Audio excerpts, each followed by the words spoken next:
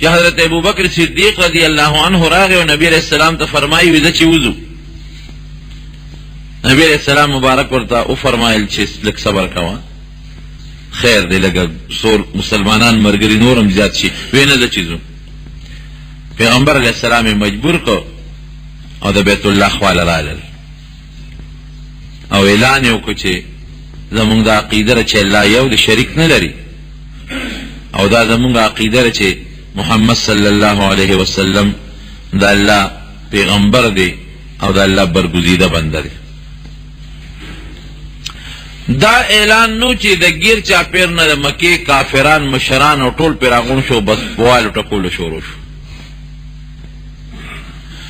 او سره د دې نه چې ابوبکر صدیق په مکه مکرمه کې یو د عزتمن سړی وګورئ، داسې اخوا دېخوا سړی هم نو،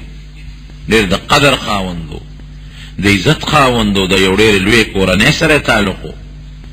دومره دې ووهه چې دی را پرېوت بېهوشه شو. پوزه، غوږونه، تندې، مخ او وجود ټول د وینو رنګ باندې. مسلمانانو چا کافر باندې موزارونه وکړل، واغې ګڼو مسلمانان لږو نور خو لاړل، جګړه ختمه شوه، نبی علیہ السلام هم رخصت شو او ابوبکر صدیق رضی الله عنه بېهوش او چت او کور ته یوړ. چونکې د لوی قوم سره تعلق دی، بنو تیم قبیله ده. هغې زر خپل میټینګ وکړو، اگر چې کافر و هغې میټینګ یې وکړو چیرې دا خو زمونږ د قوم سړی ووالی شو، خو نه شو. دا خو دا چې خپل دین دی او خپل مذهب دی او خپل ایمان دی. او دغه وخت کې د مکې سردار عتبه و، بس ټول د ابوبکر صدیق قوم را پاسېدل او د بیت الله خواله رالل او اعلان یې وکړو، وی زمونږ سړی تاسو والي دی بدم کړي دي. اگر چې مونږ هم په مذهب کې د هغه ملګري نه یو، خو وال نو پکار، خو که ابوبکر مړ شو د هغه بدل به مونږ د عتبه نالو، عتبه به مونږ وجنو پرېږدو به نه، دا زمونږ اعلان دی. دی پکې پیش دی او دی مشر دی، دی به مونږ وجنو، د اعلان هم پکې وشو. او دا ټول د قوم خلک د ابوبکر صدیق نه راتاو دي، وینې ترې پاکوي او لاس او خپې ورله مږي چې دی اوس په هوش کې راشي. خلک هم په دې سوچ کې چې الله دې اوس جوړ کړي، په هوش کې دې راولي، ګنې که دا مړ شو. خو دا خو بیا لویه جګړه جوړه ده، د قومونو جګړه جوړېږي. تاسو یقین وکړئ چې ټوله ورځ بېهوش او چې کله هوش کې راغی نو هغې خوشحاله شو، بل یې مبارکباد ورکړل، مبارک شی سړی خو په هوش کې راغی او جوړ شو. خو چې هوش کې لومبي سینګ راغی نو فوراً تپوس کوي، د نبي علیہ السلام نوم یې واغېسته، وایي د هغه څه حال دی راته ووایه، دې ته مینه وایي، هغه حال راته وایي. هغې وایي ته څنګه؟ وایي ما پرېږدی د نبي علیہ السلام حالت راته ووایه چې هغه په کوم حال کې دی. او چې څومره د قوم خلک د ګیر چاپېره ناستو، د ده په وجه پریشان وو، هغوی د ټول لاړل. وایي سړی مونږ ستا غم کوو، په تا مونږ غیرت وکړو، ستا دپاره مونږ پاڅېدو، د عتبه د مرګ اعلان هم وکړو او تا نه ټول ګیر چاپېره ته ویو. او چې د چا د لاسه دیوال وخوړل ته هم د هغه تپوس کوې چې هغه څنګه دی، دا خو د هغه په ملګرتیا کې تعلق، زه خپل کار کوه. ټول ترې پاڅېدل. مور وله راله او څه الوا یې وله پخ کړې وه، عربی کې ورته حیث وایي، د کجورو دوړو نه او د زیتون تیل پکې واچوي، یو مزېدار الوا جوړه کړي، هغې وله جوړه کړې وه چې زوی مې نن ټوله ورځ نار دی، تږې دی، بېهوشي پې تېره شوه. وایي هم بچې دا وخوره. وایي بېبې ګوتې نه وروړم تر څو چې ما ته د خپل پیغمبر حالت نه معلوم شوی چې د رسول الله مبارک څه حال دی. یې زویه لږ خوراک وخوره، د هغه د حالت پته مونږ ته څه لګي چې څه شو، لږ څه وخوره. وایي قسم مې دې په ذات د خدای که مې سکه وکړه چې تر څو ما ته د خپل محبوب پته نه لګېدلې چې په څه حال کې. وایي مونږ ته څه خبر وي. وایي داسې وکړې، خلک ترې ټول خواره شو، ځکه ټول خو کافر، هغې خو د هغه خانداني دغه وجه نه تعلقاتو د خاندان د وجه د سره ولاړو، خو چې بیا د نبي علیہ السلام نوم واغېسته نو بس هم ترې لاړل. وی داسې وکړې د عمر فاروق خور د ام جمیل، وی تاسو د هغې نه تپوس وکړئ او د نبي علیہ السلام ال درته ووایي. مور و بیا مګر چې مور یې دغې وخت کې لا مسلمانه نه ده، کافره ده، خو د مور په اړه کې خو رحم وي. هغه لاړه کونټۍ په لاس ام جمیل کله د عمر فاروق خور ده، خو هغه مسلمانه وه خو پټه وه، هغې هم ښکاره غږ نه کو. ام جمیل وی زما زوی دی او سحر په بیت الله په خوا کې د ظالمانو والي په وینې رنګ بند کړی دی بېهوشه پروت و اوس په هوش کې راغی هغه د محمد تپوس کوي صلی الله علیه وسلم نو تاله راغلی ما او تی راته ښولې چې ورشه د هغې نه تپوس وکړه چې هغه ماته الووی نو زر راته الووه چې هغه څنګه دی زما زوی نه خوراک کوي نو بس کي چې تر څو علم ورته د هغه نه ویلې نو هغه پټه مسلمان او ام ویرېده وی څوک ابوبکر زه خو ابوبکر نه پېژنم ستا زوی او څوک محمد زه خو محمد هم نه پېژنم صلی الله علیه وسلم نه پېژنم هم یېرېده غریبه وی دا ورېږه چې ته د زوی دونه خبرې کوې چې زوی دې خوږ دی او زخمي دی او په خپله لاړه شم لږ به وګورم ورسره راغله چې راله حضرت ابوبکر صدیق ته وکتل نو ټینګه نه شو په چغو چغو په ژړا شو ای خدای خو دې د مکې د دې کافرو بې خوباسي الله خو دې تباه کي دا پتا خو ډېر لوی ظلم کړی ابوبکر صدیق ورته ام جمیل خبرې پرېږده ما ته د خپل محبوب الووایه چې نبي علیه السلام په څه حال کې دی راته ووایه نو هغه خو یېرېده د ابوبکر صدیق مور ته یې ګوته ونیوه چې دا چې ده په دې نه مه یېرېږه وایي ښه نو نبي علیه السلام په ښه حال دی ټیک ټاک دی بلکل سره د ملګرو جوړ دی مور ورته بچو سې تسلي وشوه شابه اوس یو بوټی د حلوا وخوره چې طبیعت دې برابر شي او دا لږې غوندې اوبه وڅښه چې لږ د تندر یې ختمه شي وایي بیبی چې تر څو مې نبي علیه السلام په دې سترګو لیدې نه نو ګزاره مې نه کېږي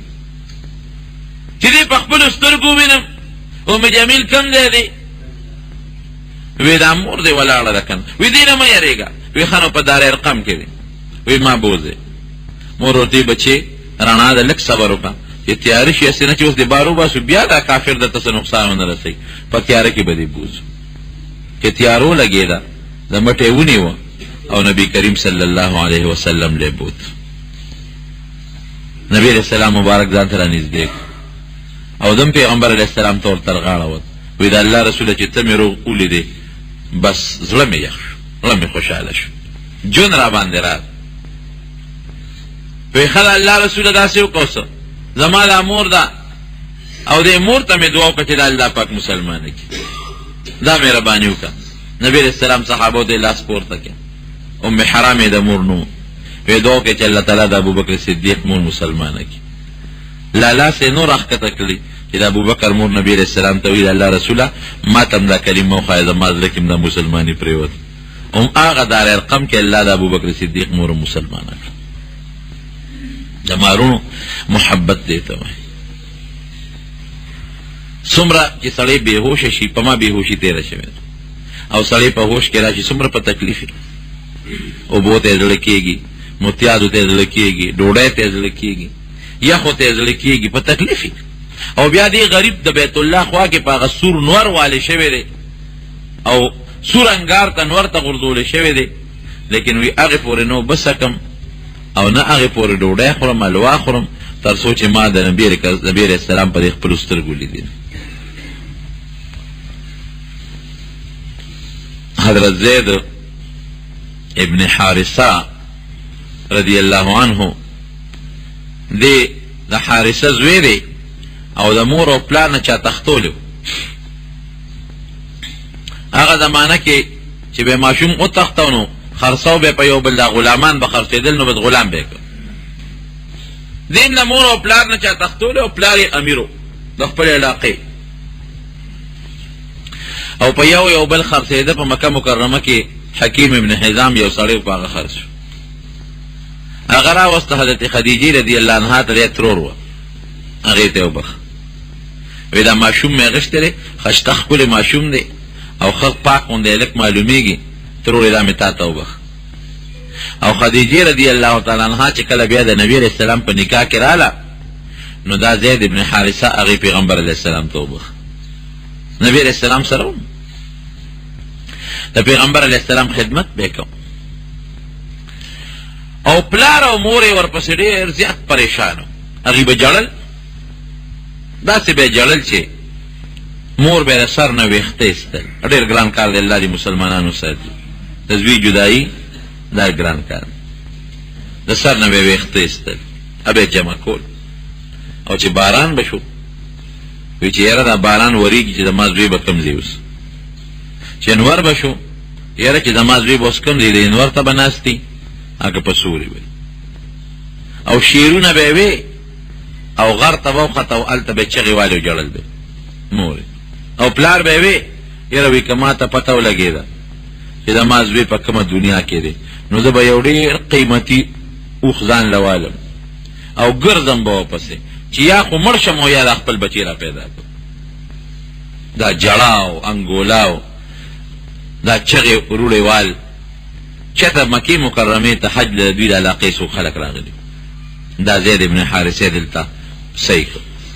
هلکه ستا څه نوم دی وی زما زید وی د حارثه زوی خو نه وی یم وی تا پسې خو د مور او پلار پریشانه سرګردانه لیوني سپېلني په غرونو سر ګرځي نو یو درې شعرونه یې ورته ولیکل وی که تاسو لاړئ زما پلار له دا ورکړي هغه شعرونو معنا دا ده چې بابا هېڅ فکر چې ونه کړې زه ډېر زیات خوشحال یم او زه د داسې خاندان سره یم د داسې خاندان غلام یم هغې سره یم چې زه د خپلې ازادۍ نه د هغې په غلامۍ ډېر خوشحاله یم نو هغه قافله کې لاړه وطن ته نو د زید د پلار د حارثه ته هغه شعرونه ورکړل او مبارکباد یې وله ورکړه او زیر یې ترې واخېسته چې مبارک شه ستا هغه بچی خو مونږ ولید په مکه کې خوشحاله شو پلار یې چې د شکر زوی مې پیدا شو نو ځان سره بلا تحفې او تحایف راواغېشتل او پیسې هم راواغېشتې او ورور یې ځان سره کړ مکې مکرمې ته راغی په دې خیال چې دا پیسې به مونږه ورکو د خپل زوی به په بیه وال ځان سره به بوځو تپوس یې وکړو چې زما زوی دی دلته کې یو سړی دی محمد یې نوم دی صلی الله علیه وسلم هغه سره کوم ځای دی چا ورته نبي علیه السلام مبارک وښو چې هغه مخامخ ناست رالل نبی علیه السلام له هغه تحفې تحایف راوړل او ډېر د نبی علیه السلام صفتونه شروع کړل چې مونږ تاسو بنو هاشم قوم ډېر د عزت قوم یې او بیا په بنو هاشم کې د عبدالمطلب اولاد تاسو د عبدالمطلب اولاد یې ډېر د عزت سړی تاسو خلکو سره ډېرې ښېګړې کړي دي د زمزم اوبه ورکوئ دا جانو خدمت کوئ ډېر د خلک نبي علیه السلام صفتونه شروع کړل رسول الله مبارک هوښیار ورته یې ویې مېلمنو وایه که څه غرض یې راته ووایه وایي زمونږ غرض دا دی چې زمونږ یو بچی دی او هغه چا د مونږ نه تختولی او خرڅو خرڅو یې تاله را رسېدلی نو مونږ راغلي یو چې مونږ لا خپل بچی راکړي او هغه چې مور یې ورپسې کوم شعرونه وی نو هغه شعرونه یې نبي علیه السلام ته واورول هغه درد هغه چې مور یې ورپسې جاړي او صاحب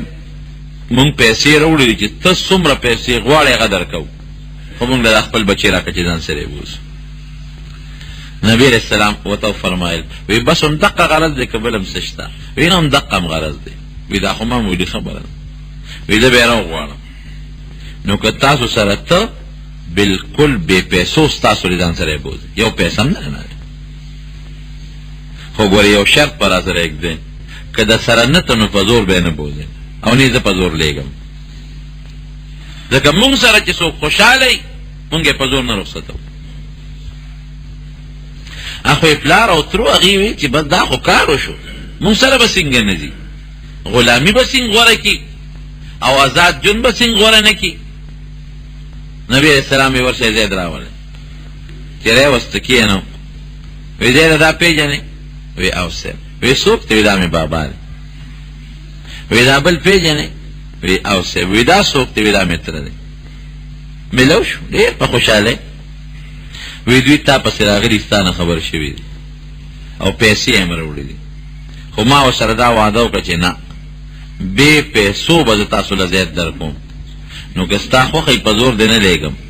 ستا خوښه یې ورسره ځې نو بې پیسو دوی سره لاړ شه دا د پلار او دا د تره د مور در پسې خفه ده څه وایي وایي زه خو نه ځم پلار ورته وایي بچې ته را سره نه ځې وایي نه بابا وی مور دی وی نه ځم هسې به د مور ملاقات ته درشم خو مستقل نه ځم وی نو غلامي دې خوښه ده دلته خو غلام یې پردی او هلته د خپل جایداد دی خپل پټي دي خپل باغونه دي مالداري ده دولت ترونه خویندې مور او پلار د هر څه پرېږدي غلامي دې خوښه ده وی بابا په دې سړي کې چې ما کوم شی لیدی دی زما د قسم په خدای چې زما د آزاد ژوند نه هغه خوښ دی مال الله د رسول الله مبارک غوندې غېږه را کړې ده، زه د بل چا غېږه سکو. مال الله تعالی د نبی هم نوم یې واغېسته، مال الله تعالی د خدیجې غوندې مور را کړې ده، زه په بله مور سکم.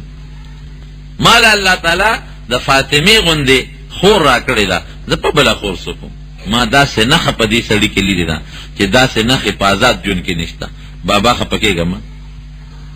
بس ته مې پلار یې، شکر د جمدې مو خو خوشحاله،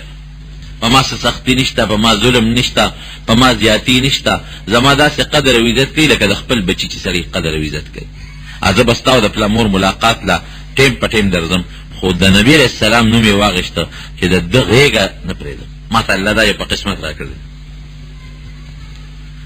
پلار او ترې څه موده ولاړ، نبي علیه السلام چې دا خبرې به اورېدې که نه، وایي زیده دې خوا راشه، ځان ته یې را نږدې کړه او راته رغاړی. بس وی اوسه پورې به تا ته مونږ زید ابن حارثه وی چې زید د حارثه زوی. وی واورئ ای خلقه د اعلان واورئ چې د نن نه پس به زید ابن حارثه څوک نه وی، زید ابن محمد به وی صلی الله علیه وسلم. زید د حارثه زوی به څوک نه وی، داسې به وایي چې زید د محمد زوی صلی الله. دا زما زوی دی، پس ځان ته را نږدې کړه، راته رغاړه به ځان سره کښېنه. د یو صحابي نوم په قرآن شریف کې نشته، د یو صحابي، د حضرت ابوبکر صدیق نوم نشته، د عمر فاروق نوم نشته، د حضرت عثمان نوم نشته، او د نوم الله قرآن کې مغشته دي. فلما قضى زید منها وطرا زوجناکها. وروسته بیا آیت نازل شو چې دا کم خلک دا زوی پایلي پردې بچي دته خپل زوی مه وایه، خپل زوی ورته مه وایه او مینه ورسره کوئ لکه د زوی یې ساتئ، خو زوی ورته خپل مه وایه ځکه چې دا زما زوی دی. نو بیا به هغه شی بند شو. یعنې هغه وخت نبي علیه السلام باقاعده اعلان وکړ او دومره مینه یې ده سره کوله. دا ګوره د هغه محبت و، دومره یې ده سره مینه کوله چې د ده یو زوی و، د ده بیا زوی پیدا شو، د دې زید، د هغه زوی نوم اسامه و. نو هغه ښکلی و، هغه اسامه د شکل نه تور و. نو هغه یو ځل د پیغمبر علیه السلام په دې رون ناست و، اسامه د دې زید زوی. نو کڼې یې رابېدلې. نو عایشه صدیقه فرمایي وی زه ور مخکې شوم، وی ما وی چې د الله رسول دا ماشوم راکړه چې دا پوزه وله پاکه کړم. نو وی نبي اسلام وی چې نه، وی په خپل صادر پلو راغونډ کړه، هغې اسامه له یې پوزه خڼه پاکه کړه. ګوره دونه محبت. او وی ای عایشې دې ماشوم سره مینه کوه ځکه دا زما خوښ دی، محبت ورسره کوه، دا زما خوښ. د غلام بچي او بیا دومره زړه ته نږدې کول، او دې یو ځل د یو لښکر امیر کړ، د داسې لښکر امیر یې کړ چې په هغې کې حضرت عمر فاروق هم دی او جلیل القدر صحابه، حضرت عثمان او دا لوی لوی اکابر صحابه دي، او د لښکر مشر یې دا اسامه کړ. نو چا وی چې یاره دا خو یو غلام دی او د ده په مشرۍ کې به مونږ جهاد کوو. نبي علیه السلام په هغې خفه شو، وی ښه، وی تاسو د ده په مشرۍ کې خبرې کوئ، وی د ده نه مخکې مې د ده پلار زید چې دی هغه امیر کړی و، هم بعضې خلکو خبرې کړې وې. وی زما د قسم پاللی چې زید ما ته د ټولو خلکو نه زیات خوښ و، او د هغه نه پس مې دا اسامه د ټولو نه زیات محبوب دی، د ده مشرۍ کې به شک نه کوي. دا ولې نو که تاسو مونږ پې سوچ وکړو، دا ولې دونه مرتبه نبي علیه السلام ولې وله ورکړه د پلار له بیا د هغه زوی له، او ځان ته را نږدې کوه، ښکلوه، قڼ وله پاکوه. دا ولې دا پښتانه وی د یو لاس نه پړق نه خېږي که نه. د نبي علیه السلام مینه ولې وه؟ ځکه نبي علیه السلام د هغه مینه لیده که نه چې ما سره د زید مینه شته، او پلار او مور قربانۍ، رونه قوم قربانۍ، او زما اخلي. نو چې ستا یو الحب من الجانبین چې د یو سړي یو سره مینې، د بل هم ورسره بیا مینې. داسې نه کېږي چې د یو کس د یو سره مینې او د بل د یو سره مینه نه، دا چېرته ډېر کم به پېښېږي. اکثر هم داسې ده چې د چا سره مینه نو د هغه بل لازمن دې ته ګوري چې د ما سره محبت کوي، نو خامخا ورسره دا بل محبت کوي. نو چې ستا الله سره مینه، الله به تا سره مینه، چې ستا د الله رسول سره مینه، الله رسول به تا سره مینه. عبدالله ابن زبیر رضی الله عنه پیغمبر علیه السلام یو ځل ښکر ولګو، دا ښکر باندې وینه وباسي. پخوا به زمونږ د وطن کې مشرانو لګو، اوس دا شی ختم دی، او سعودي کې اوس هم خلک لګوي، ښکر ولګوي نو په هغې هغه وینه راکوي. نو ښکر یې ولګو، په هغه ښکر یې هغه وینه ترې هغه سړي راښکه. نو عبدالله ابن زبیر رضی اللہ عنہ له ورکړه وی ها دا وینه یو څو چته پټکه مطلب دا چې تا خخې کو زمکه کی هغه چې څنګه د مجلس نه خوښونو وېس کله اوس وینه سکل خو خبره نه او د نبی رسول الله مبارک دا په دې زمونږ د علماء اتفاق دی چې داغي فضلات او وینه ټول پاک دي وېس کله چراغ نبی رسول الله دې تاسو ګور دې تمینه وای وی هغه وینه رسکل وې سپ پټه میکړه وی کم دې پټکړه خېټه ته لاس ونی دلته می پټکړه نو وتا غوسه نشو چې دا دې سوکړه دا خو دې ګناه وکړه وینه سوکس کی دا دې سوکړه نه وی فرمایل وی هغه مسلمان چې داغه په وجود کې زما وینه پرته د جهنم اور په حرام دی هغه د خپل محبت او د مینې سره فورا ملوش دا مثالونه موږ سره مخکې پراته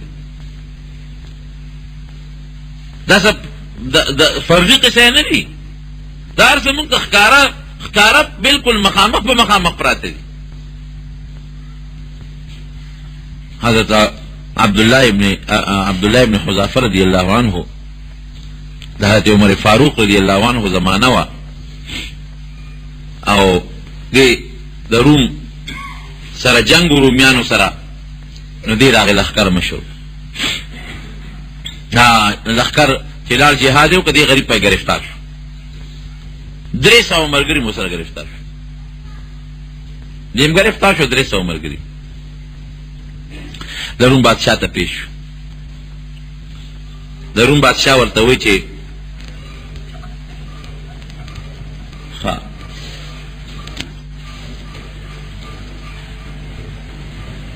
بالله د لاسره مصیبت جوړ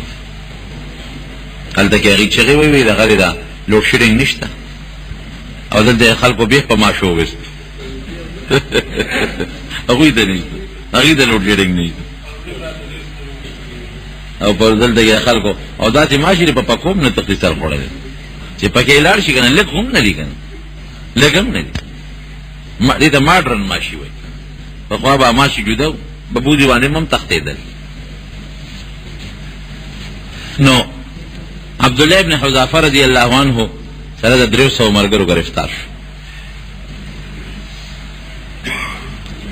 چې گرفتار شونو بادشاہ دان ته پیش کړ ورته وی دا سکار دی چې پرېدم خو په یو شرط ایمان به پرېده مسلمانی به پرېده هغه ورته وی چې دا خو بالکل نه کېږي مسلمانی او ایمان پر خودل دا نه کیږي وی خانو بیا به سزا در کوم او داسې سزا به در کوم چې په مخ د ځمکه به داسې سزا چرته تاسو لیدیم نی وی ارسه چې کستا خوخه ده وی خا یو بل شرط را سره کېده ایمان پرې ده نو د مشر ته وی عبدالله ابن حذافه رضی الله عنه ته وی لور درته په نکاح درکوم وی دام نه کیږي وی د یوې علاقې گورنر بدیم کوم وی دام نه کیږي حکم یو کا پولیس والا ته جیل کې واچوي ډوډۍ په بند کې او په بند کې پټول مرګ او با او خوراک ډوډۍ موډۍ په بند کړ چې دا خر نار نور شو کنه وګي تګي شو نو را پرې خو نو را وستل بادشاہ ته ودرو او داسې وو چې دومره اوږي او دومره تګي و چې قریب و چې د سترګو نظرونه ختم شوي وي دومره اوږي تګي نه بادشاہ ورته وایي چې داسې کار دی چې اوس هم پرېږدم خو په دې شرط چې ایمان به پرېږدی عیسایان شي او بیا هم درته هغه شرط در کومه پرېږدم هم ډوډۍ هم در کوم خوراک هم در کوم او دې مشر ته وایي تعالی خپله لور هم در کوم او بادشاه کې د لیسه هم در کوم ګورنر کوم دی ویس هم نري پکار وایي ښه بیا واچوئ جیل کې چې پوټې خوراک ستا ورنه کړي یو ورځ دې پې نوره تېره کړه نو بیا راوستل چې راوستل نو ورته غوښه هم کېښوده او بیا مته کېښوده وایي دا غوښه ده خو ګوره د خنزیر ده ښه خنزیر هم درله حلال کړی دی او دا اوبه نه دي دا شراب دي شراب دا والی نو عبدالله ابن حذافه ملګرو ته پام کوي چې ګوره دې غوښې له ګوتې یونس او د اوبو له ګورې ګوټ خولې لی راونړی هغې ورته وي ولې دا خو مونږ له حلال دي دې وخت کې ځکه قرآن حکیم کې الله تعالی فرمایي چې فمن اضطر غیر باغ ولا عاد فلا اسم علیه چې سړی محتاج شو مستر شو د لوږې د وجې نه بیماري جوړېږي یا زیاتېږي یا مري د تندې د وجې نه دته نقصان رسي نو که دې دغې وخت کې بل څه نه مونې او دا شراب اوس کې نو هم جایز دي وله ځان پرې د مرګه بچ کړي او که بل څه نه مونې او د خنزیر د غوښه م وخوري نو خیر دی اجازت دی ورته د لوږې مرو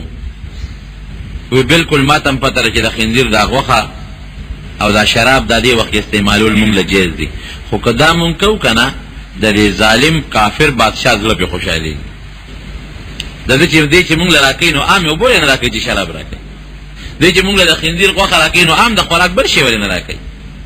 خو که دا مونږ استعمالو مونږ له جایز دي د دې کافر زړه پې خوشحالېږي زړه نه خوشحالو مسکې بادشاه دې ملګرو ته ویې رخو د نبی علیہ السلام نوم یې واغې چې دا محمد صلی الله علیه وسلم ملګري یره خو دا ډېر په خپل دین کلک دی حیرت لوږې تندې نه نظر تلو والا دی نظرونه یې نه لګي او بیا هم زه ورته خوراک اکدم او هغه خوراک چې هغه د دې په شریعت کې حرام دی هغې له ګوتې نه وړي ملګرو ته یې ویې داسې وکړئ چې یو ډرم یو لوی لوښی ده تیلو ډک یو اور ورپسې بلکې ویې خورته یو لوی لوښی لکه د ګاڼې کړې یو داسې یو شی هغې کې تیل واچولو اور یې ورپسې بل که هغې وخوټ چې داسې وخوټ کولی شو چې دا شرار یې شروع کړه که نه دې یې راوسته وایي اوس ایمان پرېږدی که نه پرېږدی وایي که نه پرېږدی دې تیلو کې مچو وایي نه پرېږدي وی ښه یو کس یې راوسته وی دې ورغورځوي د هغې غریب نه جامې وویستې بربنډ یې کړ او ردی عبدالله ابن حذافه رضی الله عنه په مخ کې هغه تیلو ته ورویشت حالانکه شریعت کې ګوره دا حکم دی الا من اکره وقلبه مطمئن بالایمان دا روایات کیسه ده چې یو سړی داسې حالت ته ورسي نو که دې په خولې د کفر کلمه مو ووایي نو خیر دی ځان دې بچ کړي چې بچ شي بیا د خپله مسلماني ساتي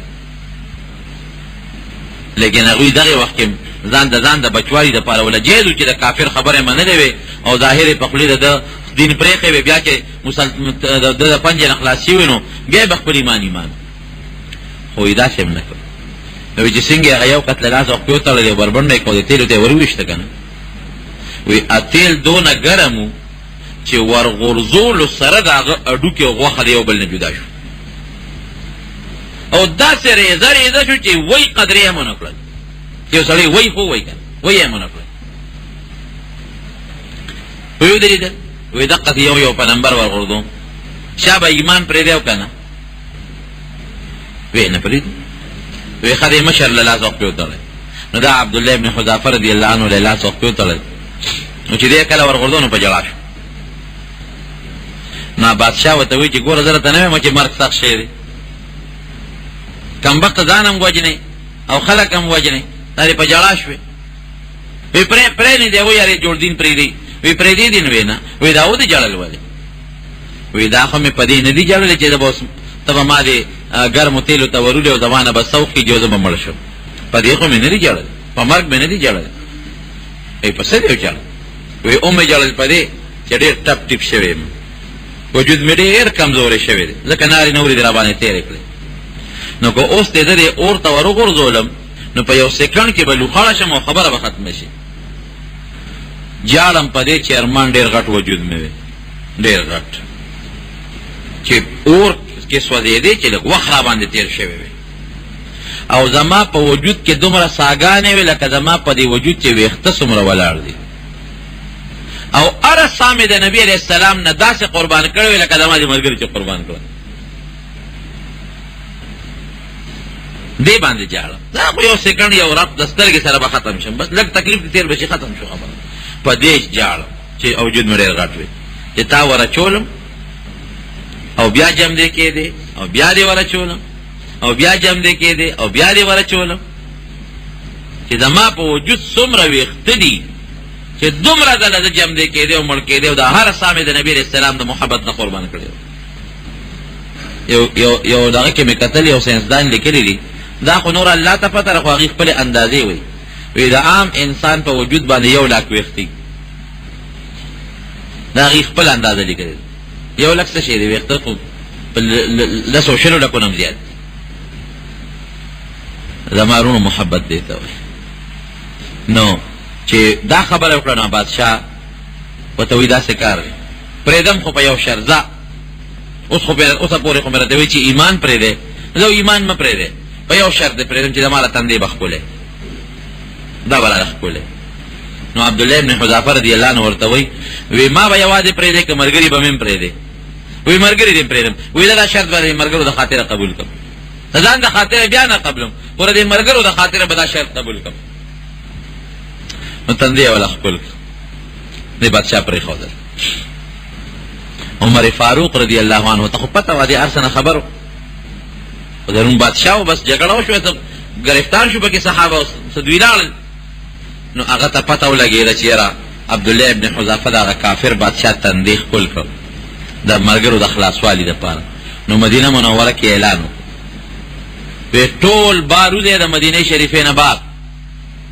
او عبدالله ابن حذافه سره د خپلو ملګرو را روان دي د هغې استقبال به کوو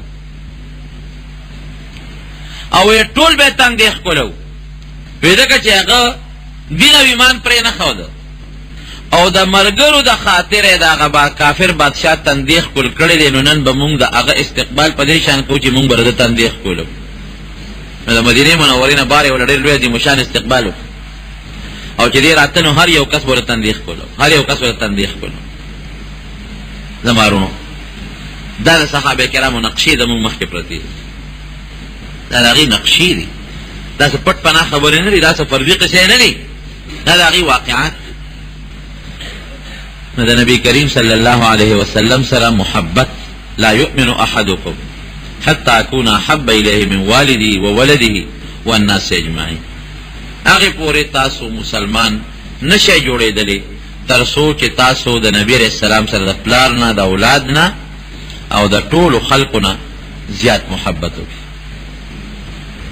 د اولاد سره چې سړی مینه کوي هغه جدا قسم مینه ده هغه د شفقت مینه ده.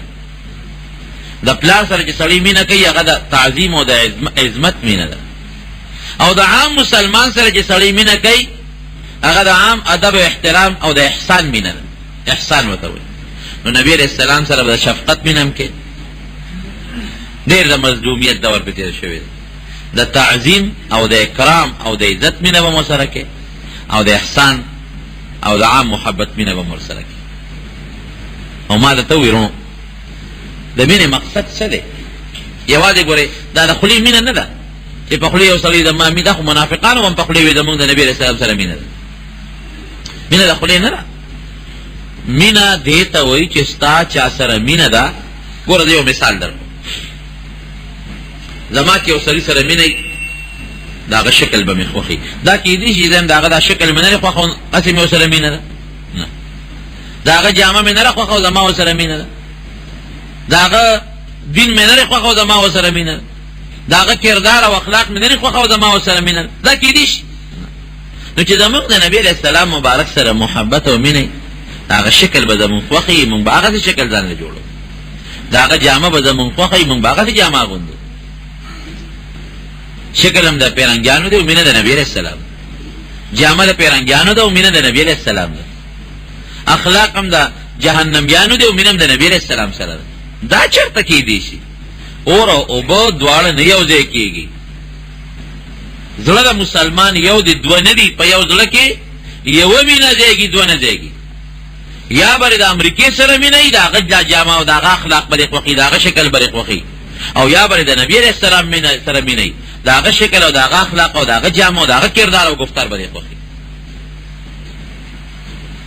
بشیر جان کله کله یې که نه وي دا یو زړه کې خو یو جانان ځایږي د دهرو د خوبانو سینګار سکله داسې ده که نه دا کمبختې مونږ درناته وي دی بیا په هغه ورځ تښتي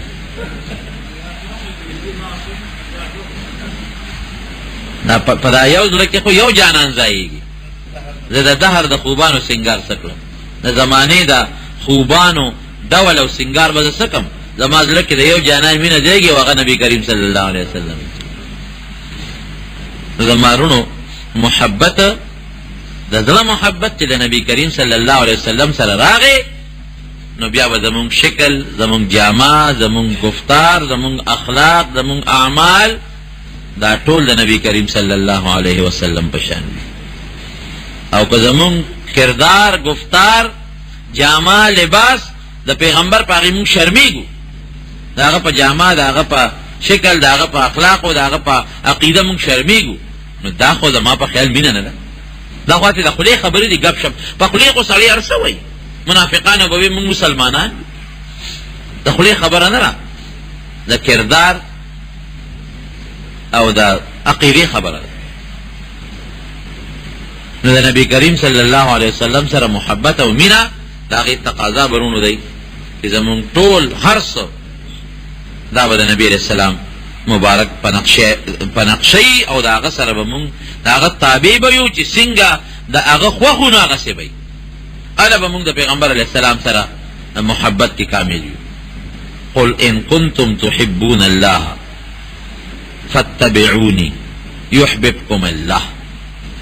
قرآن حکیم کې الله فرمایي اے پیغمبر ورته ووایه ان کنتم تحبون الله استاسو د الله سره مینه نو فتبعوني زمید د ما تابعداري وکړئ ګوره د الله سره د مینې نښه د پیغمبر علیه السلام تابعداري ده ځکه د پیغمبر علیه السلام تابعداري د الله تابعداري ده نو چې د نبی علیه السلام تابعداري دې وکړه داسې شوه چې دا تا د الله تابعداري کړي او چې د الله تابعداري دې وکړه نو اوس ته په مینه کې رښتونې شوې قل ان کنتم تحبون الله که ته دا دعوه کوې چې د ما الله خوښ دی نو د پیغمبر علیه السلام تابعداري وکړه دا د خوښې نښه ده نو بیا یحببکم الله بیا به الله تا سره مینه وکړي بیا به دا نه وي چې د ما الله سره مینه نه ده الله به تا سره مینه ویغفر لکم ذنوبکم ګناهونه به هم درته وبخي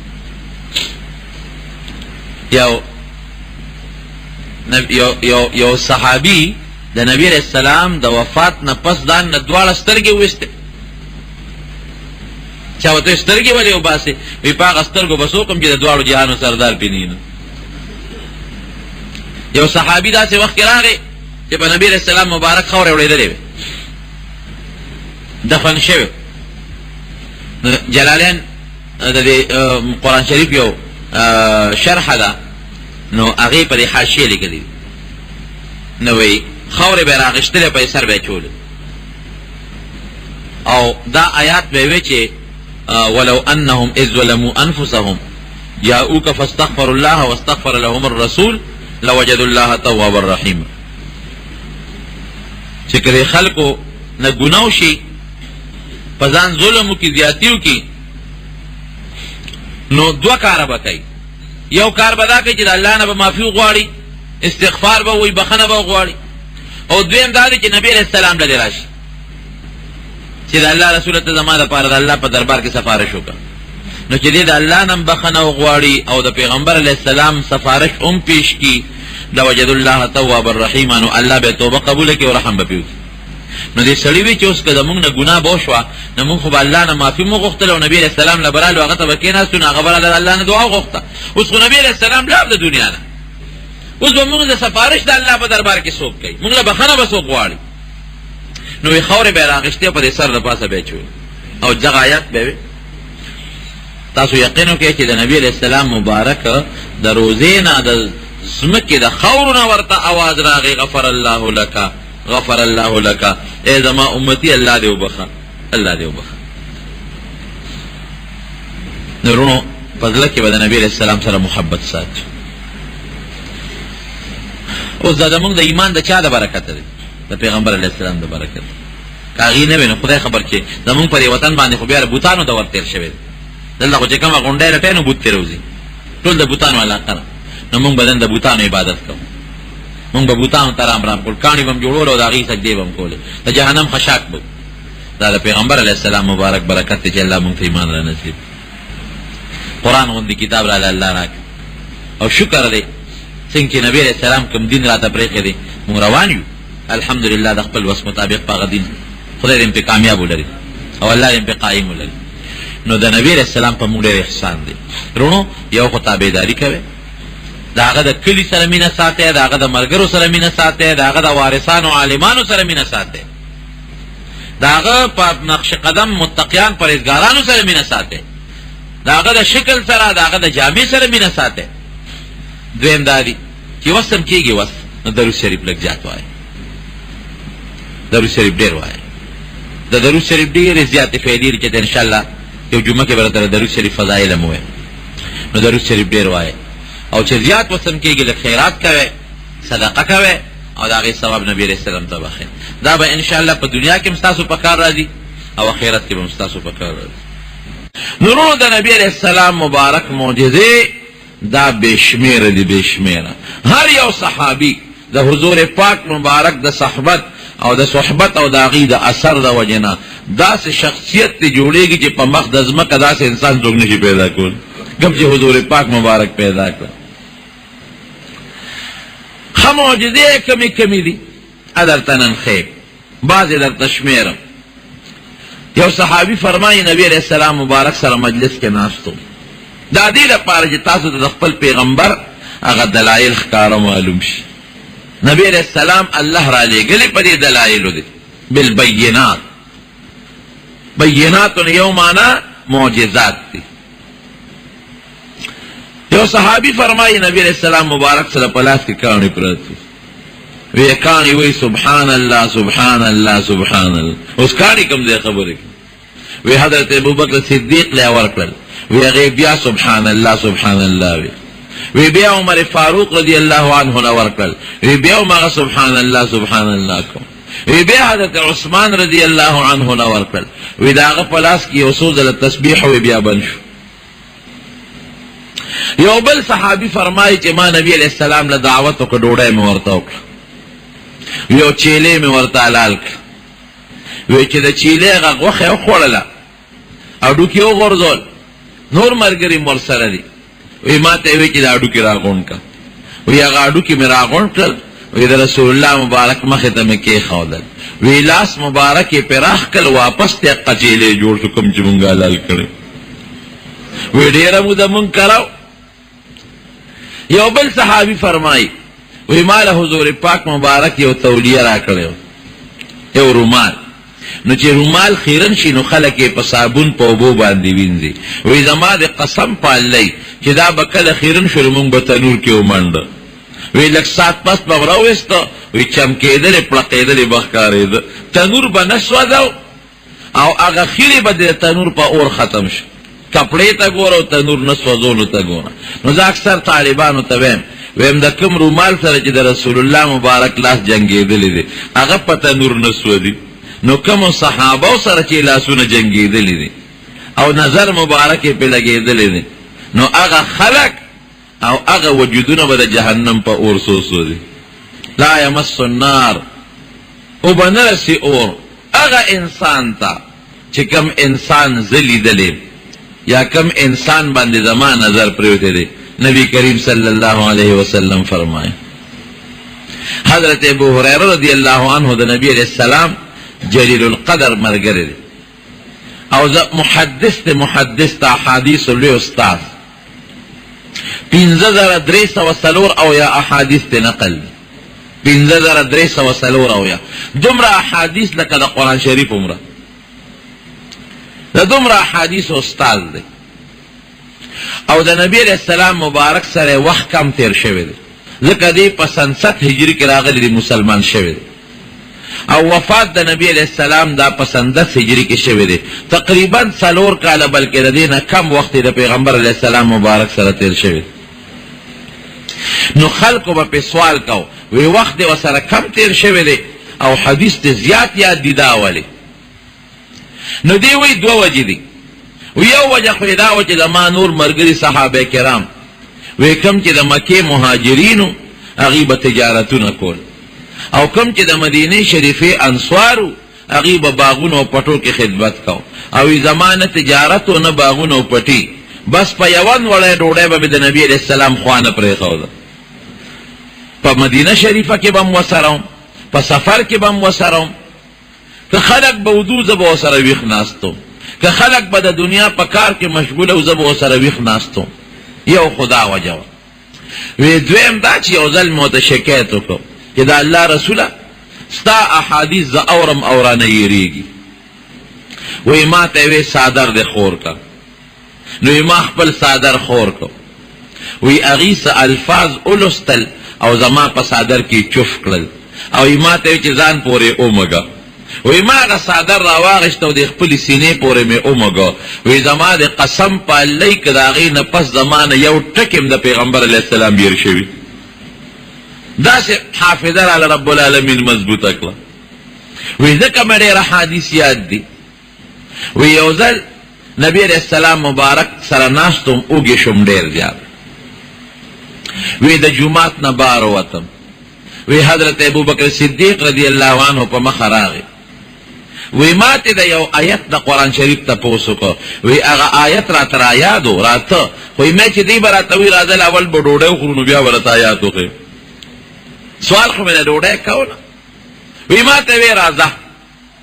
وی کور ته یې بوتلم. وی دننه ننوت واپس روت. وی ما ته وی چې ابو هریره ما خو کور اندازه ولګوله خو مونږ کره د خوراک څه نشته، نه زما څه شته او نه سته او نه د کور د بچو. واپس رالم حضرت عمر فاروق رضی الله عنه سره ملو شو. وی هغه وی راځه زه دې کور ته بوځم.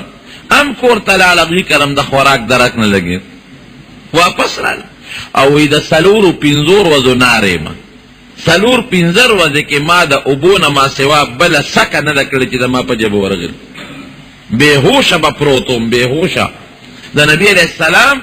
د منبر خوا کې به وی بېهوشه پروت وم. وی خلکو به زما د سر له لتې ورکولې چې ابو هریره لیونی شوی دی. وی زما د قسمې لیونی به نوم. وی د لوږې د لاسه به بېهوشه پروت وم.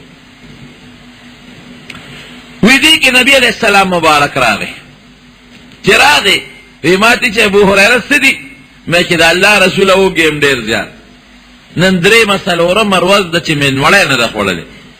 وی راځه. وی زه ورپسې شو. وی کور ته ننوت واپس راووت. وی ما ته وفرمایل چې مونږ کره خو هم څه نشته خو ته کښېنه الله به خیر کړي. وی دې کې یو زنانه یو جام پی راولېږل. یو جام پی چې دا د نبي علیه السلام دپاره پلانکې بیبي رالېږلي دي او هغوی دې دا پی وڅکي. وی نبي علیه السلام مبارک دقسې لاس کې ونیول او مسکی شو. وی زه خوشحاله شوم چې زه مړېږم خو پې نه یو جام څه شی دی خو زه څه ګزاره خو به مې پې وشي که نه. وی نبي علیه السلام مبارک ما ته وی چې ابو هریره لاړ شه په صفه کې چې څومره طالبان دي صحابه هغوی ته اواز که چې راشي ټول زما میلمانه دي. وی چې دا ټکې مې واورېده وی د نبی علیه السلام نه مې ډېره غټه ګیله پیدا شو. په خولې خو مې غږ نه شو کولی خو ګیله مې پیدا شوه چې صاحب اوږې زیم، ډوډۍ له دې روستې زیم، د دریو څلور ورځو نار زیم او دا یو جام او د هغې صفې طالبان که دې پسې راغلل. زه بس خوش قسمته هغه انسان دی چې لومبې چاله په ګوتو ورشي. وی په دغه زمانه کې به زمونږ د صفې ملګري کم از کم اویا او زیات نه زیات 300 کسان. دا به ټول د نبی علیه السلام د حدیثو زده کړې او د قرآن زده کړې ته به ناست. وی غږ مې ونه که خو ګیلمن شوم چې خدای یو جام پی دی او دا یو جام پی به څنګه دا 300 کسان څکي.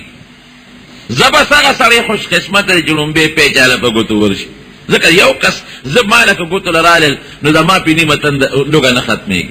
خو د حضور پاک مبارک د وینا د منلو نه مې خلاصې نو. وی لاړم وی اعلان مې وکړ. وی ټول رالل چې رالل نبي علیه السلام مبارک ورته اشاره وکړه چې تحلقو دیاره کې کښېنئ ټول. وی ټول کښېناستل. وی هغه جام یې راواغېسته او په دې تلي مبارک کې دغسې کېښود. وی ما ته وی ابو هریره د ښي طرف نه شروع کړه. اوس وی هغه ښي طرف ته چې کوم صحابي وی د غصې نه ورته خوټ کېږم چې وږې زیمه ضرورت زما دی او خوش قسمته دی راغی او که ده لاس کې پی واغېستل او خولې ته یې کړي نو په یو کلپ یې خلاصوي. وی خیر بیا وی چې د نبي علیه السلام مبارک د خبرې د منلو نه مې مخلص نو. وی هغه له مې ورکړل. وی چې مې ورکړل وی هغه اوسکل. وی نبی علیه السلام مبارک اواز وکړه چې په مړه خېټه سکه. وی دې سره مې لا پړه تیاره شوه چې خبره د مړې خېټه شوه خو د یو کس نه زیاتې کېږي. وی لږ ته پاتې شو. وی دې دویم له ورکړه. وی دویم له مې ورکړل. وی هغه مسکل لږ ته پاتې شو. وی دریم له مې ورکړل. وی هغه مسکل لږ ته پاتې شو. بس پوه شوم چې دا خدا پې نه دي چې دا مونږ یې څکو. دې کې خو د حضور پاک مبارک برکت شامل دی. دې کې خو د الله خیر شامل دی. دې نه خو معجزه جوړه شوه. وی یو کس له مې ورکول. قسم دی وی چې څومره خلق په هغه مجلس کې ناست ټول پې ماړه شو. یو زه پاتې شم، یو نبی کریم صلی الله علیه وسلم مبارک پاتې شو. حضور پاک مبارک خوشطبه مو خوشطبي به کول. صحابه سره به خندام کوله. وی چې هغه زه پاتې شو، وی هغه جام یې راواغېشت او په تلي کې کېښود چې راشه ابو هریره اوس یې تخلاص کړ. یو ته پاتې یو زه پاتې. وی ما پې خوله کېښوده. وی مسکل خلاص مې نه کړی شو. وی ما ته وی شابه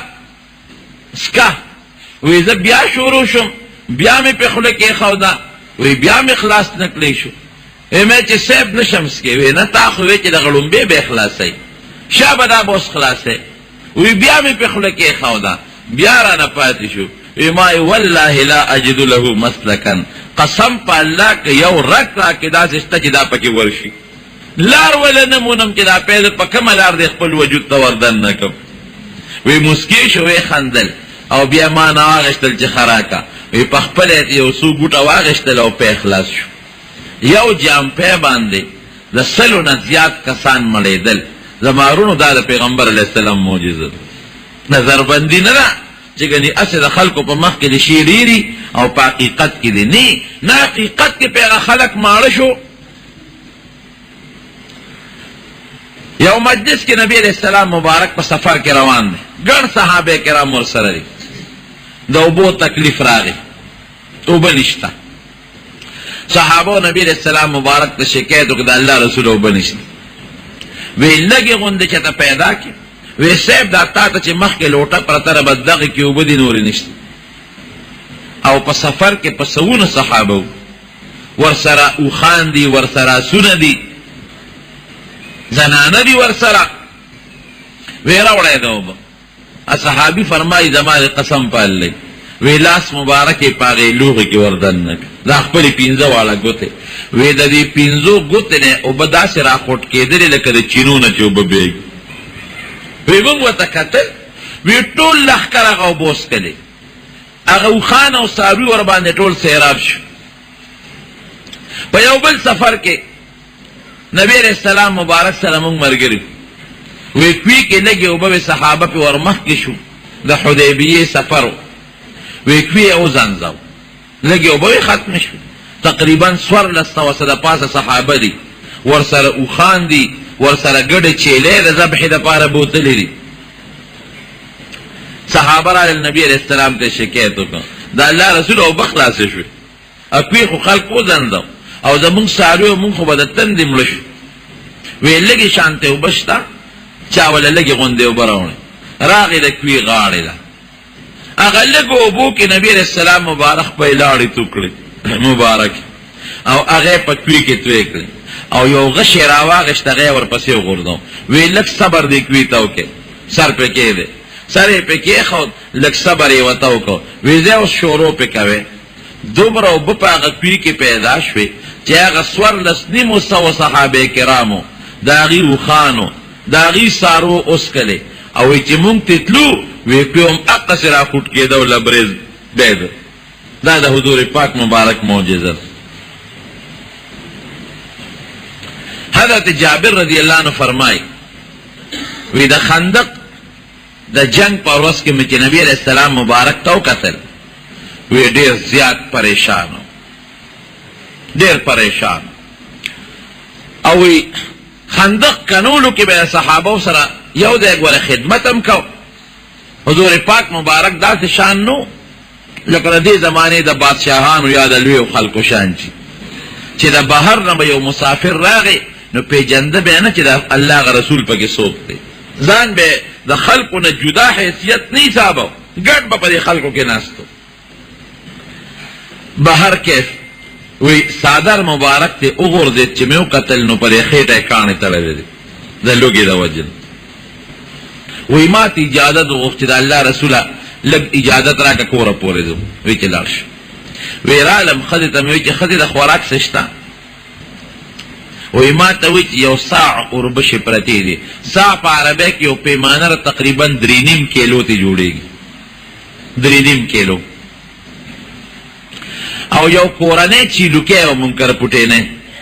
ډېره وړه بچی وه وی ما ورته چې ښځې د نبي علیه السلام لوږه مې ولیده نو ټینګ نه شوم رالم داسې وکړه چې دا چیلوکی لاله که ته دا لاله که او زه دا اوربشې درته اوړه کوم د دې نه به اوړه جوړ کړو او زه پیغمبر علیه السلام مبارک راولم د یو 2-3 کسانو سره چې ډوډۍ وخوري وی ښځې مې هغه اوربشې واغېشتې میچن کې واچولې هغې اوړه کړې او ما هغه چیلوکې الاله کړه سرمن مې ته وویسته وړه مېړه مې کړه او په کټوی کې مې د هغې غوښه واچول اوس وړه چیلوکې کې به سي 2-3 کیلو غوښه پکې نه وی چې زه د هغه چیلوکې نه فارغېدم نو ښځه مې د هغه وړو نه فارغه شوې وه وی اوړه یې واغږل او په لوښي کې واچول نور ته یې کېښودل چې دا زر خمبیره شي عربو بم لکه زمون خمبیره ډوډۍ خوړ احادیثو کې راځي ځکه چې د ډوډۍ ذکر راځي نو د خمبیرې ذکر ورسره موږ پنجابیان د پتیره ډوډۍ خوري خمبیره ډوډۍ خېټه نه خرابه وی به هر کیفه هغه وړې نور ته کېښودل او ما کټوی په اور کېښود او رالم وی ښځه یې ما ته وایي چې سړیه ګورې ومې نه شرمې 2-3 کسانه چې زیات را نه ولي اصلا نبی علیہ السلام خو سخی دی ځان سره کسان زیات راولي او ملامت شو غوږ کې ورته پټ ووایه چې صاحب د 2-3 کسو ډوډۍ پخ کړې وی چې رالم حضور پاک مبارک له یو بله معجزه دلته پېښه وه وی یو صحابي ورته راواغی چې صاحب خندق که نه و پکې یو ترړه راووته کلک کاڼې دی او په جبلونو نه ماتېږي وی زه درځم وی رسول الله مبارک راغی وی خیټه یې تړلې وی راکې ګینتري هغه جبل ګینتري دې واغېسته 2 سره ولسي څه وته ګینتري وته وایي دې ته واغېسته وی اخواشه وی چې څنګه اواز اوچت جبل اوچت کا هغه ګینتري راوي بروله الله اکبر یې ورسره وی نو وی 3 مېسه کاڼې داسې شو لکه د ایرو لکه د شګو په شان وبېده وی چې ما ته رب العالمین د عراق د بادشاه محلونه دې سره وښول هغې نه یو رڼا پورته شو وی دوباره یې اوچته کړه چې راوي بروله 3 مېسه بله ماته شو داسې ماته شو چې شګې ته جوړه شو وی ما ته رب العالمین د شام د بادشاهانو محلونه وښول وی چې په 3 دلې اوچته کړه او راوي بروله نو هغه باقي اسم داسې وبېده لکه د شګو رڼا د دې نه پورته شوه وی د روم علاقې راته پروردګار وښولې ظاهر کې خو خلکو به هغه سات نه منل لیکن وروسته د نبي علیه السلام مبارک هغه وینا الله رښتونې کړه د مسلمانانو سلطنت فارس ته او شام ته او روم ته ورسېد وی داسې کاڼې په 3 غوزاره نبي علیه السلام داسې ډکرې ډکرې که چې واړه واړه کاڼې ته جوړ نه شو بلکې شګې ته جوړې شوې وی زه ورنږدې شم صاحب یو پټه خبره درته کوم وی پوه شوی و نبي علیه السلام وی ما ته وی څه وی وی مې چې صاحب لږه غوندې ډوډۍ مې درله پخ کړې ده خو یو ته راشه یو 2-3 کسه ځان سره نور راوله زیات نه ګورې شی لږ دی وی ما ته وی څومره دی وی ما ورته چې صاحب یو وړه غوندې کورنۍ چیلوکې ده او 3.5 کیلو یو ساع یعنې 3.5 کیلو اوربشې دي وی ما ته وی دا خو ډېر ښه شی دی او ډېر زیات دی وی اواز یې وکړه چې ای د خندق خلکو ټول راځئ د جابر میلمانه یو وی چې هله خدایه داسې وشو غرق شوم وی منډه مې کړې کور ته لاړم ښځې ته مې چې ښځې نبي علیه السلام خو ځان سره د خندق هغه ټول خلک را په مخه کړي دي د خندق دا خلک څومره ورونو دا تقریبا په دغه وخت کې 1500 کسانو 1.5 خلک یې راپسې راوسته وی ښځې ما ته وایي چې تا د خدای داسې کي تا د خدای داسې کي تا ته ما نه وي چې ال ورته ووایه ښځې ما خو ورته ال وایي وی ښځې وایي چې ښه ال دې ویلی دی وی مې چې او وی پیغام اوسوس چې ال دې ویلی دی بیا د مونږ غاړه خلاصه ده خو وایي چې زه ترې را روانېدم وی ما ته وی چې جابر ورشه او ښځې ته دې ووایه چې کټوی به د اور نه نه کودی چې تر څو زنیم درغلی او ځان سره یو بله ګاونډی راولي چې هغه ورسره ډوډۍ پخېږي او د تنور نه به ډوډۍ زر وباسم اوس 3 کیلو څو ډوډۍ دې پخېږي هغه یو 4-5 ډوډۍ دې پخېږي وی رالم خیر نبی علیہ السلام مبارک را ورسید وی چې را ورسید وی کسان پینډه پینډه راځي یو غټ لوښی منکره وی نبی علیہ السلام مبارک به په خپل هغه ډوډۍ راغشتلې او هغه په هغه لوښي کې وړې وړې کولې چورې کولې ماتول او په کاسه باندې د هغه کټوی نه دغه راغشته ښوروا راغشته سره د غوښې ای پرې پاسه اچوله چې ډوډۍ پکې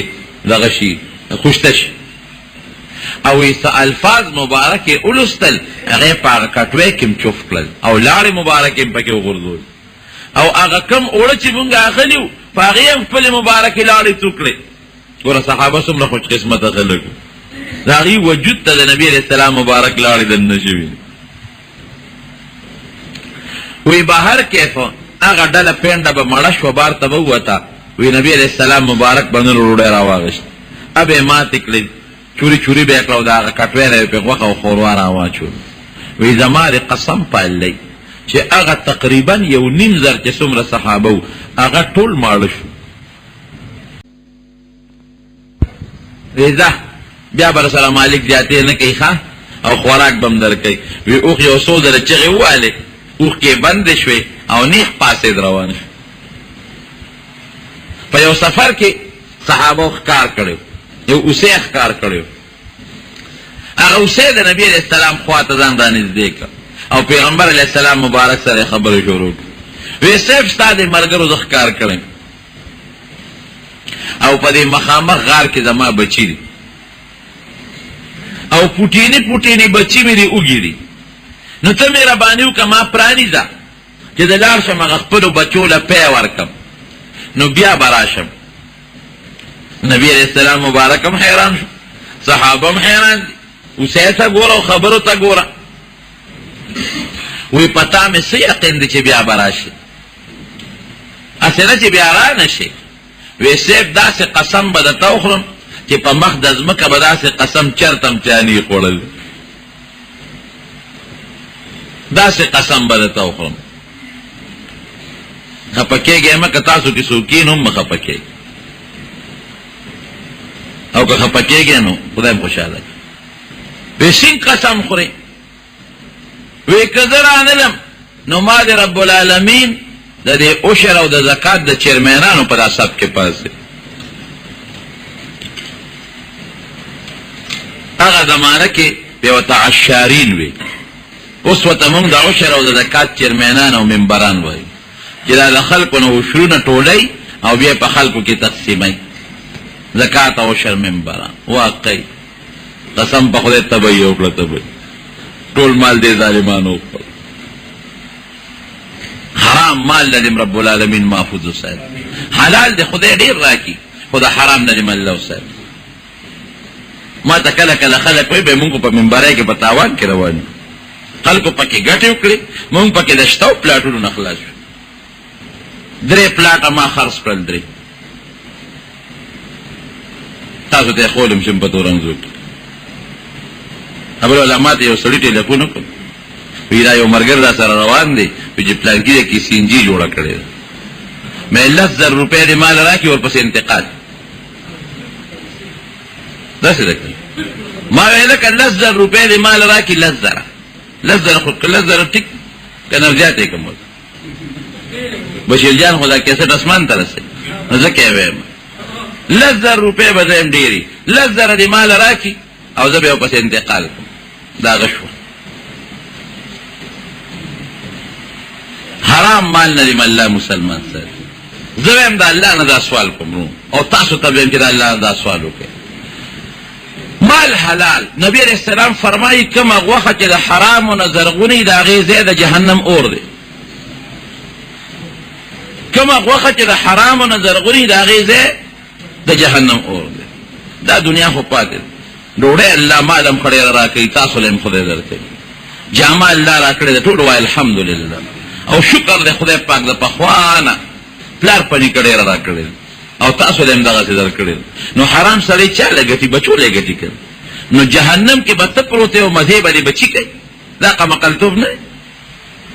تاسو چې حرام وګټو زمونږ دومره ستې گزاره پکې او بچو نو زو لګټو نو اخرت به زمونږ خرابي او مزه به زمونږ بچو نو سکی.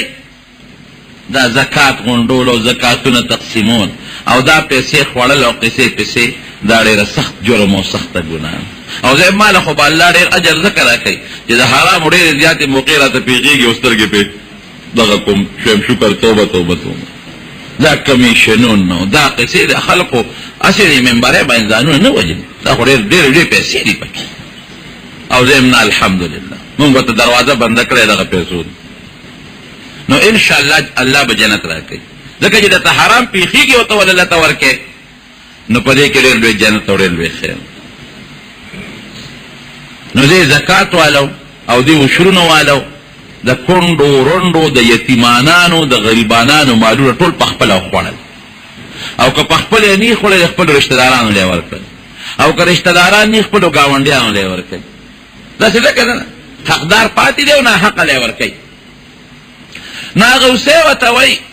نو خدای مو سره د ما د حرامونه ساته ناغوسه وتوي وسیب داسې قسم برته وخورم چې په وخت د زبکه به داسې قسم چانی خوړل اجي سیب وی څنګه وی کرا ندم نو ما د الله تعالی دغه عشر او د زکات د چیرمنانو منبرانو په ځب کې پاسه نبی علیہ السلام دا وجود غونی شو او د وجود نه خولو وتا وی قسم په الله ډېر مضبوط قسم دی خوړ وی شابه پرې لري وسه پرې خو دا وسه لاره غار ته نه وته او په هغه غار کې خپل بچو له پی ورکړ بیا واپس رااله ګور قسم یې خوړل چراله نبی علیہ السلام مبارک تو درې د وسه ما خپل وعده پوره کړه حضور پاک مبارک ګور رحمت للعالمین دی ګور یو د انسان د پاره رحمت نه دی د ټول مخلوق د پاره وی فرمایل وی یو اعلان زما د طرف نه وره چې کلم د بچور وزي وخکار به نه کوي دا یغیوي وسه د جنتونو پیدا ورسېدل چې بچی د مور د خکار د مور ته محتاج ای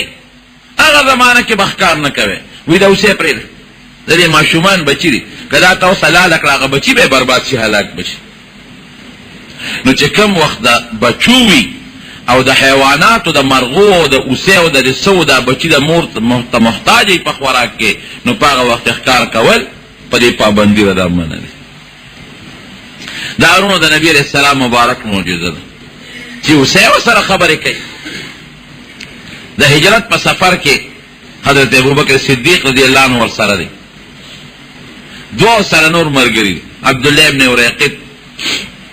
عامر ابن فهيره او یو نبی علیہ السلام مبارک سرور کس روان دی علاقه ته ورسېدل علاقه د مکې د خلکو د غرفت نه لګا بار و چې هلته څنګه ورسېدل یو خزه مشهوره خزه ام معبد دا غینو او سخی خزه و څوک چې په لاره تل نو هغې به ول خپل وړای ورکول لکه حاتم طایی او زمانه کې سخی تیر شوی دا خزه ډېره سخی خزه و نبی علیہ السلام مبارک ته چوي چې دا د ام معبد کور دی ولغه خزه پکور کې و خاوند دینو وی ترور یا خوري مونږ میلمانه یو وی دلته دې ذکر سوري ته دمشه او خاوند می چيله غړي بوتلې د رمه بوتلې ده ما خام برازي نو چې راشي که خیر یو چیرو کې بدل تعالی لکم نبی رسول الله مبارک ورته وی فرمای وی دغه مخامخ چيله چې ولاړه ده مونږ له پیرا که خیر دې مونږ له لاله ما مونږ وګي دا مخامخ چې ولاړه ده نو هغه خدي په پورې وخندل اپوښ چې دا جوړ د چيلو د قصونه نه دي خبر نه بل د خلک دي ویرواره دا خو چيله ده یو خو نه جوړه ده کدا جوړه وي د رمینه په پاتې شوی نه ولا ورمې سره تللی او دویم دا اوچه د پیپه کې نشته لکه ساروی چې اوچ بیا خو پې نه ورکوي لږ ساروی پې ورکوي یو دا اوچه ده او بل نه جوړه ده کدا جوړه وي دا به چيلو سره تللی و نبی علیہ السلام مبارک ورته وی کته اجازه راکې نو دیول شو هغه و پورې بیا خندل ویرواره دا خو اوچه چيله هغه کې پې کم دي هغه تو وګوره هغه غلان دي ته وګوره اوچه ده بالکل پې پکې نشته وی خورې کې اجازه راکې نو وی خدای اجازه وی لو خیرونه خذي ولا لوخي راواقش نبی علیہ السلام مبارک لاس اوینځل او په غولان دی ولا لاس مبارک راغی او چې غولان دی ولا ګوتې یوړې چې شخوان شروع کړ څاروي چې نه جوړې شخوان نه وای او چې کله جوړې لا شخوان شروع کړ هغه شخوان شروع او غولان دی فورا د پيو ډکه شو او خپې کولا وکړه ارته کړه له شرو ته ځان برابر کړ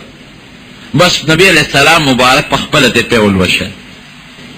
چې پېته ول شلوخه ډکه بل راوړه بل لوخه راوړه وی بل راوړه پکور کې چې څومره لوخ ټوله دې پای ولا ډکل او په خپل مسکل حضرت ابوبکر صدیق رضی الله عنه له ورکړه هغه مسکل او هغه چې دوه مرګري وغي مسکل هغه ام معبد ته ویته مسکا هغه چې شته خلک واغه مالک له د پای لوخه مونږ ډکل وی خدای اتروري وی ګورستان چې له په مونږ نه دي کم کړي ښا مونږ د الله په راکړل الله اکبر روان شو جناب هغه چیله تر سوچ جم دیوا بغیر د لنګېدونه باغې یو شر متواتر پېکو دا پکې نو وی چې داسې شپږ میاشتې شپږ نیمې میاشتې به پې ورکړل نو یو څلور پنځه ورځې به پې لږ کم کړل غولان به لږه کمه شوه نو یو څلور پنځه ورځې پس به بیا غولان ډکه شو بیا به برابر پې شروع کړل چې خاوند دې ماسخوتن راغی خدا وته ویس خدای یو سړی راغلی ګوره نا جوړه چیرې ته جوړه شو شوند شروع کړي او لنګ شوی نه دا او په شروع کړل او په ورته خو چې داغه نه لوشل شو یره داسې ناشنا غوندې سړی څه چل پکې خدای سوکو څنګه نمونه نو خدای وته د نبی رسول الله هغه شکل او داغه ټول هغه مرګري او خو یا خدای وی دا خو هغه ځوان معلومیږي چې د مکه خلکو د خپل وطن نه راستي او د اخر زمانه د پیغمبر دعوی کړي دا خو ما ته معلومیږي ځکه زو واپس نو هغه خدام می معبد شو خاوند ابو معبد او داغي د کور چې خاوندانو ټول ورپسې روان شو نبی عليه السلام مدینه شریفه ته رسیدل ورپسې لاړ لاس کې ورته لاس کې خدای رب العالمین ټول مسلمانان کړ زمارونو دا د نبی عليه السلام مبارک معجزات دي او ما درته معجزه وایسته چې د پیغمبر نه داسې کار ښکاره شي چې هغه بل څوک نشي کولی دا د پیغمبرۍ دلیل د مکې په ښار کې په جبل ابي قبیس باندې نبی علیه السلام مبارک ولاړ مخامخ یو غر دی د بادشاه محل دی او په هغې کې یو جومات مونږ نه یې لیدی خو لکه تاریخ لیکي ځکه محل دی مسجد هلال وته وایي خلق وی دا مسجد بلال دی خدا خطا خبره ده مسجد هلال سپومه ته په محل کې دن نه وایي ما نه لیدی خو مشران وایي او کتابونه لیکي نو نبی علیہ السلام ته د مکې د خلکو وی مونږ ته معجزه وخایه وته وی راځي نو د جبل ابي قبیس ته وخایي وی سم معجزه راته وخایي وی ارڅ چې خدا سره راته وخایي چې مونږ اومنو چې د الله پیغمبر ابو جهل هم دی عتبه دا مخکنه خبره ده ابو جهل جمدی دی شیبه او د مکی د ټول سرداران رسول الله مبارک غسپومه ته اشاره وکړه وی کدا سپومه په من دلای شو به منه بالکل یې منو چې اشاره وکړه نیمه سپومه د غر نه یو طرف ته لاړه او نیمه بل طرف ته لاړه په من دا کرشوا او بیا دواړه یې یو ځای شو ابو جهل وته وی یاره ډېر غټ جادوګری وی ولای په موږ نظر بندي کړي جادو دی اقتربت الساعة وانشق القمر قرآن حکیم کې الله نو قیامت د نخو یو نه خدام وی خن نبی علیہ السلام مبارک وته فرمایي خنو جادو او نظر بندي خو پاګه چا چلیږي چې کوم ما سره خوا کی کړي بل چا نه تاسو کې کبل چا دا نه لیدي بیا به ما پتا سو نظر بندي کړي جادو میټلوي ا کنور خلق لیدي نو معلومیږي دا چې دا په ټوله دنیا کې شوی کړي هیروي دا خبره خو د ټیک نو زه په دې معلومات وکړل چې کومه قافلې راتلې په لار دغې د معلومات وکړل چې کومه درې څلور ورځې پس کومه قافلې را ورسېدې یاره په پلان کې شپه خو څه نه وي واقعا نه راپېښه ټولو وسپومې دوړه کړی شوی وی وایه ابو جهل اوس څه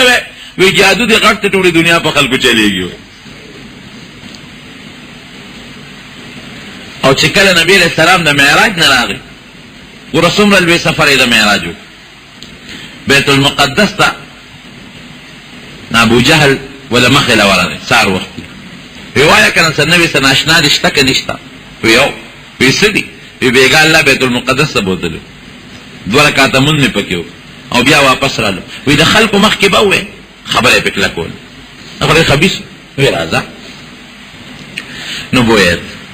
چې بویت خلک یې ورته راغونډ کړل. وی دې یو خبره کوي وی دا ته په خپله ورته ووایه. وی اوز الله تعالی بیګا بیت المقدس ته بوتلو 2 رکعاته مونځ مې وکړ او بیا واپس راله. وی دې دروغو ته وګورئ ابوجهل ملګرو ته نبی علیہ السلام مبارک وی نه دروغ نه رښتیا ده. ابوجهل ورته وایي وی ښه یو کار وکړه چې ته په رښتیا تلې مونږ ته ووایه چې د بیت المقدس د جومات څو دروازې دي او د هغې د ښار تپوسونه نه کوو چې کوم خلک بیت المقدس ته تجارت ته تلي هغه خلک یې راوغوښتل. وی تپوسونه ته وکړه د ښار څو دروازې دي د ښار بازار څنګه دی. اوس نبی علیہ السلام مبارک وی پریشانه شوم چې زه خو د شپې لاړم 2 رکعاته مونځ مې وکړو ما خو دروازې نه دي شمېرلې دروازو نه څه خبر او ما خو ښار د شپې په تیاره کې ولید بجلی خو هغه زمانه کې مثلا نه وي کنه نو ما خو د تیاره کې ښار ولید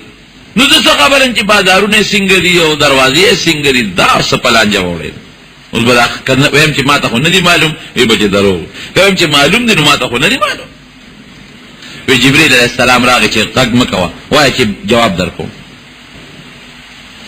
وی الله تعالی د بیت المقدس جماعت او خار ټول راواغشت او د جبل ابي قبیس پر اثر راته کېښود. وی دوی بران تپوس کو څو دروازې دي ما به ورته کتل ما لیده دوی نه لیده دومره دروازې خار پک څنګه دی ما به ورته کتل چې داسې دی څو بازارونه دي یو جواب مې ورته ورکړ. وی چپ چې څه تپوس یې کو ما ته الله مخامخ ول ما به جواب ورکړ. وی بیا رانه یو کس بل تپوس وکړ وی ما ته وی چې یاره زمونږ یو قافله راتلې د بیت المقدس ته 2 قافلې دي هغه یو کم ځای و هغه بله کم ځای و ځکه ته خو په لاره تلې که نه داسې قمقلو اوس خو هغه الله په سکندونو کې ورسم خو ما الله تعالی هغه قافلو سره زما ملاقات کړی. وی ما ورته وی چې ستاسو هغه فلانکۍ قافله فلانکي ځای کې روانه ده او چې زه په لاره تلم نو زما د براق د منډې نه ستاسو د قافلې د فلانکي سړي اوښ ویرېد نو راپرېوت خپې یې ماتې شوې تپوس ته وکړئ چې بیا راشي او هغه بله قافله چې ده فلانکي ځای کې را روانه ده او فلانکي ټیم به راورسي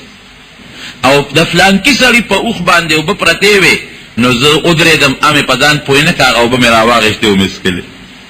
او د نبي ته هم د قوم سړی خو کافر وی ورګه دې معلومات وکړو. هغه دواړه قافلې چې واپس راځي چې څنګه نبی رسول الله ویلو مکه ته له ایو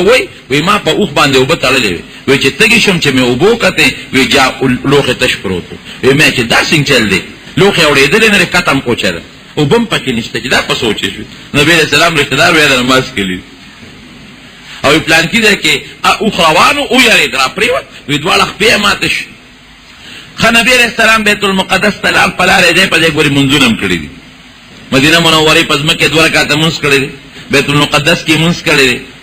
شام کې 2 رکعاته مونږ کړی دي بیت اللحم کې 2 رکعاته مونږ کړی دي دا ځای په وادي سینا کې 2 رکعاته مونږ کړی دي دا او بیا 2 رکعاته مونږ په بیت المقدس کې کړی دي بیا اسمانونو ته تللی دي جنتونو او دوزخونه کتلې دي څومره سات کې دا دومره سفر کېږي تاسو نه تاسو دا خو د میاشتو خبره ده ها میاشتو نم زیاده ده لیکن څومره ټیم کې د نبی علیہ السلام مبارک دا سفر شوی ور دې معجزې ته ګوره. نبی علیہ السلام فرمایي وی چې د ام هانئ د کور نه وتم نو په خوا هغه بل چند زنځیرونه چې هغه کونډې ته واچوي کړی والا زنځیر نه کړی کړ وی هغه زنځیر مې راخلاص کړ نو زه ووتم نو زنځیر چې راوغورځېږي نو هغه لقیږي که نه وی چې زه واپس رالم دا ټول سفر مې وکړو نو زنځیر همغسې لقېدل او درېدلی نو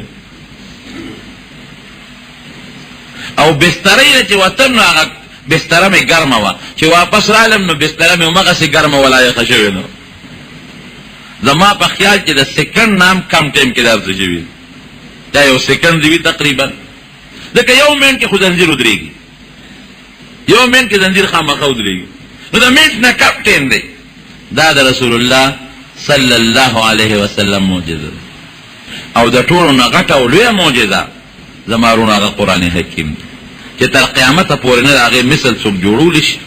نه به یې جوړ کړي او نه د قرآن په شان خبرې او داغه خوان او داغه لذت داغه اوریدل داغه وینا او داغه معنا داغه مفهوم د تیر شو زمانو دراتونکو زمانو واقعات او احکام قانون د دنیا دا څه په مقدس مکه سو یو راپورټي صورتم جوړ نکړي شي ټول وای الحمدلله. نو نبی کریم صلی الله علیه وسلم په ټول پیغمبرانو کې افضل پیغمبر. دا ربیع الاول په مناسبت دا خبر درته او معجزات د ټول پیغمبرانو نه زیات معجزات او مضبوط معجزات او د دې وجه نه حضور پاک مبارک فرمایي چې زما معجزات درانه هم دي غټ او ډېر